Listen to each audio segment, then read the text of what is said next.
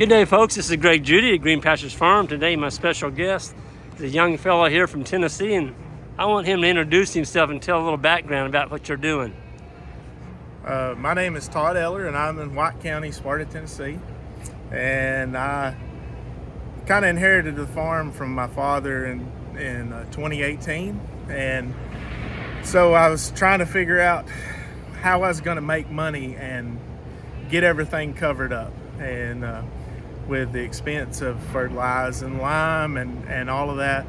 And so I got some information about this guy in Missouri and his YouTube channel, and so I started watching him and started to implement those things that he was doing and mimicking him. And so I have really changed the way I've done things, and I just want to say thank you to Greg for showing me the light and how to do it better and to do it right. And well, you told me a while ago one of your favorite times of the day is going out there and just listening to them eat grass. Eat grass. To put those cows on a new paddock, and there's the sounds of all of nature, the birds and everything, but those cows just ripping that grass is an awesome sound. Some of the things you were talking about, though, your neighbors weren't really real receptive of what you're doing. Right. They think I'm crazy. I know that they think I've bumped my head or I have plumb gone off the deep end, and so. Can you go over some of the things you've changed? So I unroll all of my hay. I do not leave my cows on any paddock longer than 3 days. I move them pretty much every day. In the winter time, I'm down to like a 27-minute routine in the morning where I move cows, feed hay, and get to see my mother before work, and so that's been really good. You got it down pretty efficient. It sounds to me like. Pretty efficient. I think I could do a little better, but I'm going to take 27 minutes if that's how I can get it. What about your wife? When you were telling me earlier, you stopped dragging the pastures in the spring, spreading out the manure. Right. She wasn't real keen on that. She was not real receptive to that. So in the end of February, early March, we had lots of manure pats around, and she came to me and she said, "Are we going to drag pasture and drag those manure out?" And I said, no, we're just going to let it. We're just going to see what's going to happen. And I had quit worming my cattle. They haven't been wormed in 6 years. And so did they all die? No, they didn't all die. They all actually look pretty good. So I did not drag the pasture, and by May the 1st, all the pats were gone and the grass was up, and we didn't, and she couldn't figure out where they had went. So, but she's a firm believer now in what we're doing, and she has really kind of turned a 180. Yep. In her thinking. You told me a big milestone you reached this year, that you actually showed a profit. I did show a profit. I made a $3,000 profit. And now you're a small operation. I'm a small operation. Yep. I've got at any one time I'm 45 to 50 head. And, yep. That's a nice size herd. And that's 25 to 30 mama cows. Mm-hmm. And so I averaged 1.3 bales per head last winter and the winter before, and I grazed 310 days, and I'm pretty proud of that. That's amazing. So I have done some cover crops in that too, and that I think has extended my grazing time a little bit. Mm-hmm. And so I'm kind of proud of what's took place there. I tell you, you were telling me earlier about your neighbor or relative. You all shared a beef together, and he was talking, well, that grass-fed just isn't very good.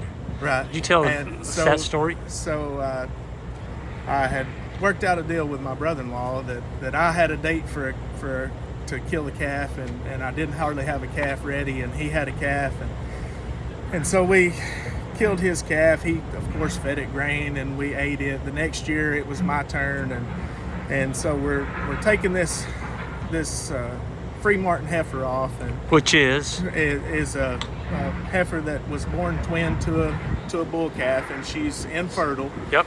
So we're taking her to the slaughterhouse, and he looks at me and he says, "So how much grain has she ate?" And I said, "The only grain she's ate would be the seed heads that she's got in the field," and she's about 3 years old, about 36 months. And I said, she went across the scales at 12:10, and so we get the meat back, and he eats the steak, and he calls me and he says, "Hey, I just want to tell you that's the best beef I've ever eaten." So that made me proud. I knew I was doing something right. So, well, boy, he had to swallow a lot of pride to make that phone call. Yeah, he did. So, what's your favorite part of this whole thing? I mean, you've come through a journey here. Now you're on the other side. I have. My favorite part is the educational part of being able to help other people that may not know the way that we're doing things or why we're doing things. So I really enjoy telling people and getting to tell my story and being able to share that with people and them be able to implement and figure out how to do it. Well, so, you're a small producer, and everybody, they'll see some of the videos we put out. Well, Greg does that because he's got this and this and this, but it's all scale relevant. I mean, you're doing it with a smaller acreage, yes, and a smaller herd, but you're still successful at it. Yes.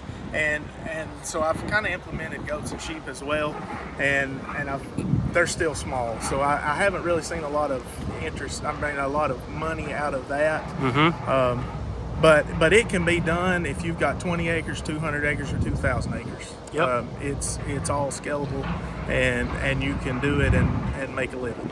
Well, not Scott, I'm sorry. That Scott picked me up, I'm sorry. Tell the group a little bit about what we're down here for, what's coming up tomorrow. So we're having a Upper Cumberland Grazing event, summit, and so tomorrow we're gonna be out on the farm in Putnam County, and doing more or less a pasture walk as Greg likes to do, and a big crowd. I think there's over 300 people that's supposed to be coming. Man. And so it'll be really knowledgeable. Greg's really knowledgeable. It'll be really good educational for everybody. So. Well, we couldn't have picked better weather. No, I mean no, and I'm hoping that the hurricane does miss, and we don't have that drizzly rain all day, but we may have it. So we're farmers. We're going to deal with it. That we're going to be okay regardless. So I've not melted yet out on moving the cows on a rainy morning. So yeah. Well, I just want to close in thanking you for your passion. You enjoying what you're doing. You enjoy life, and it sounds like you've got it.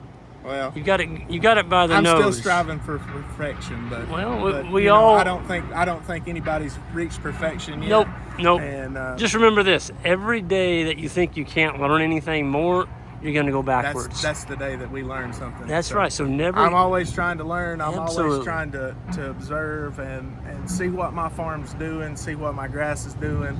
Yep. And my cow's performance and give me your name and where you live again. Todd Eller, and I'm in Sparta, Tennessee. Okay. We're Round the River Farms is the name of our little farm. We don't have a website or anything, but